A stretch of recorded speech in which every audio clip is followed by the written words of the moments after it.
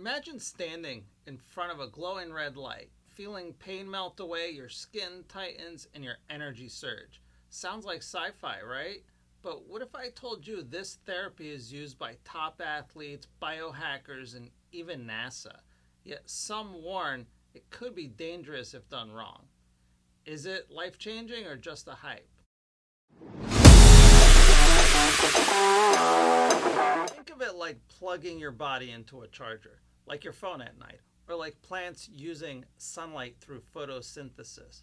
Except here, it's your cells soaking up energy to function better. But does it really work? Let's dive in.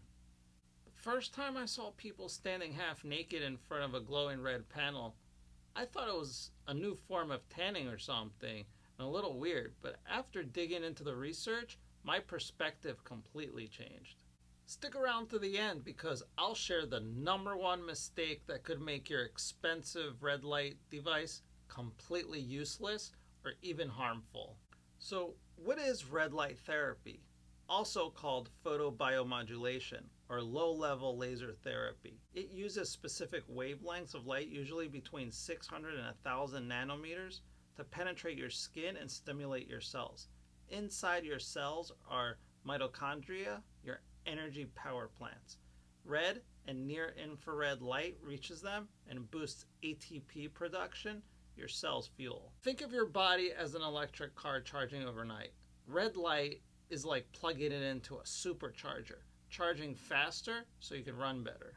So here's something interesting. This was originally researched by NASA in the 1990s to help astronauts heal wounds faster in space.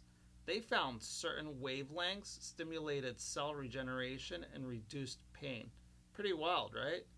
Today it's used by physical therapists, chiropractors, dermatologists, and sports teams around the world. It's not just a biohacker gadget, it's becoming a staple in modern recovery and rehab clinics. Different wavelengths penetrate at different depths. Red light around 620 to 750 nanometers, great for surface level treatments like skin health and anti-aging. Near infrared light around 750 to 1000 nanometers penetrate deeper into the muscle and joints for pain relief and recovery. When this light hits your cells, it's absorbed by the cytochrome C oxidase, an enzyme in your mitochondria. This kickstarts a chain reaction to increase ATP production, giving your cells more energy to repair, regenerate, and function efficiently. Let's think about this for a minute. The sun naturally emits red and near infrared light within the same wavelengths. That's why spending time in direct sunlight, about 30 minutes a day, can provide similar benefits to red light therapy. But here's the problem. Most of us aren't out in the sun half naked every day. And you definitely can't run around your neighborhood naked for optimal exposure. That's why we use tools like red light therapy panels to target areas that need it the most, giving us the light we're missing indoors during the winter. Before you run out and buy a glowing panel, let's talk about what science actually says and the risks you need to avoid. Skin health and anti-aging research in dermatologic surgery showed 12 weeks of treatment reduced wrinkles, improved complexion, and increased collagen density. Joint pain and arthritis relief. A study in pain research and management showed people with osteoarthritis had less pain and better mobility after regular use. Muscle recovery and performance. A 2016 meta-analysis in Journal of Biophotonics found red light therapy significantly reduced muscle soreness and improved recovery after exercise. A study in 2013 by Bartlett and Gonzalez-Lima showed that using near-infrared light therapy around 1064 nanometers on the forehead actually improved attention, working memory, and mood. Hair growth. A 2014 study in laser and surgery and medicine showed it increased hair counts in men with androgenic alopecia compared to placebo. I wanted to talk about this new emerging research that is exploring near-infrared therapy for brain health. Some studies show it increased blood flow, reduces inflammation, and improves memory and focus in people with mild cognitive impairment or brain injuries. Beyond that, users often report feeling happier, calmer, and more focused after sessions.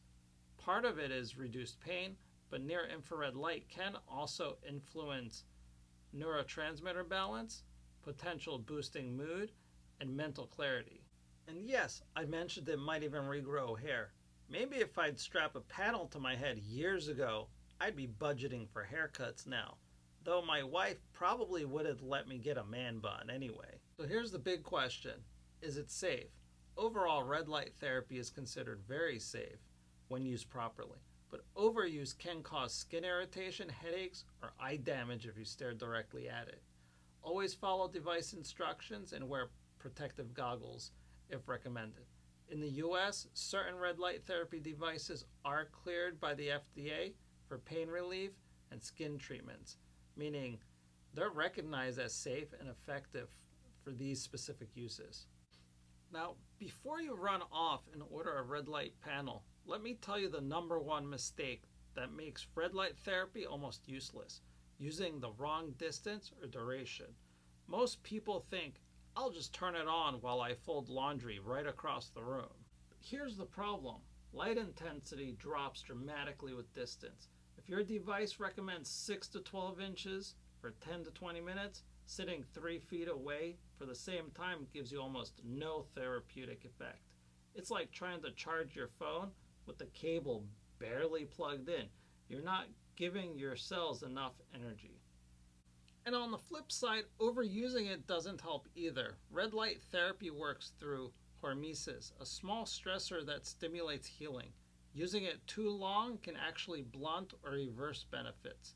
Bottom line, follow your device recommendations, distance, and time, and make sure it's giving off the correct therapeutic wavelengths, usually around 620 to 700 nanometers or 700 to 1000 nanometers.